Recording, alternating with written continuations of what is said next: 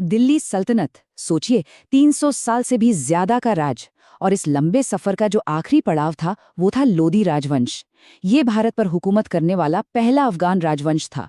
और इसकी कहानी सल्तनत के खात्मे और एक नए, कहीं ज्यादा बड़े साम्राज्य के उदय की दास्तान है। तो फिर सोचिए जरा, एक राजवंश जो 75 साल तक टिका रहा, वो सिर्फ एक लड़ाई में, एक ही दिन में कैसे पूरी तरह से खत्म हो गया? इसका जवाब सियासत, अंदरूनी बगावत और जंग की एक बिल्कुल नई तकनीक की दिलचस्प कहानी में छिपा है। तो चलिए, इस सवाल का जवाब ढूंढने के लिए कहानी को शुरू से शुरू करते हैं। लोधी राजवंश दिल्ली सल्तनत का 5वां और आखिरी खानदान था। इन्होंने 1451 से 1526 तक राज किया। इन्होंने कमजोर हो चुके सैयद राजवंश से सत्ता छीनी और एक नए अफगान दौर की शुरुआत की। इस कहानी का पहला किरदार है इसका संस्थापक बहलोल लोदी। वो कोई पैदाइशी राजा नहीं था, बल्कि एक बहुत ही होशियार और एम्बिशियस सरदार था। उसने दिल्ली की कमजोर होती हुकूमत को देखा, मौके को पहचाना और सीधा सिंहासन पर कब्जा कर लिया।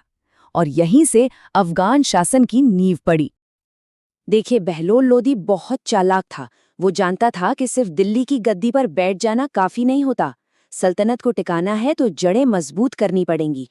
तो उसने क्या किया? उसने आसपास के सरदारों को अपनी तरफ किया, जौनपुर के ताकतवर शर्की साम्राज्य को हराया और सबसे बड़ी बात, उसने अफगानिस्तान से वफादार अफगान अमीरों को हिंदुस्तान में बसने के लिए बुलाया।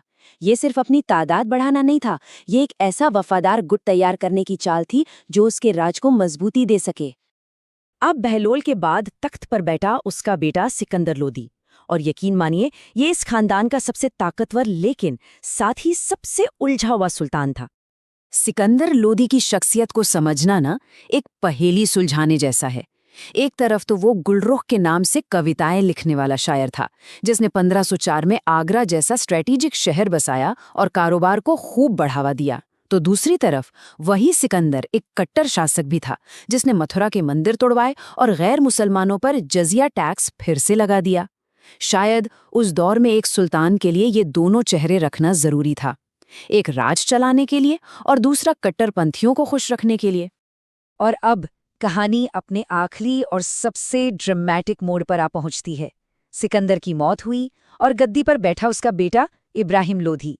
और बस यहीं से सल्तनत की दीवारों में जो दरारें थीं वो अब साफ साफ दिखने लगी। इब्राहिम लोधी में अपने बाप या दादा जैसी दूर की सोच नहीं थी। उसकी बस एक ही जिद थी कि सारी की सारी ताकत सिर्फ मेरे हाथ में हो। और इसी जिद ने, इसी जल्दबाजी ने सल्तनत के ताबूत में आखिरी कील ठोक दी। कैसे? उसने उन्हीं ताकतवर अफगान सरदारों से पंगा ले लिया जिनके दम पर यह सल्तनत खड़ी थी। नतीजा, चारों तरफ बगावतें शुरू हो गईं और सल्तनत अंदर ही अंदर खोखली होने लगी। ये टाइमलाइन देखिए, ये दिखाते हैं कि सल्तनत कितनी तेजी से ढह रही थी।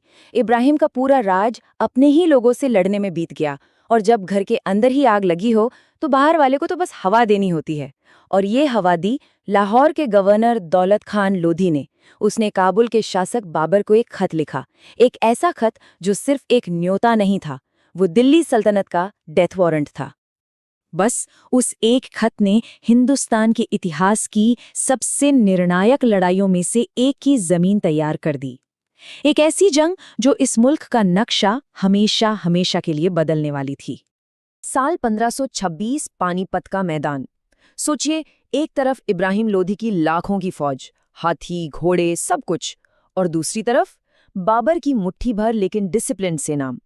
देखने में तो लोधी की जीत पक्की थी, लेकिन बाबर अपने साथ एक ऐसी चीज लाया था जो हिंदुस्तान ने पहले कभी जंग के मैदान में नहीं देखी थी, तोपें और बारूद।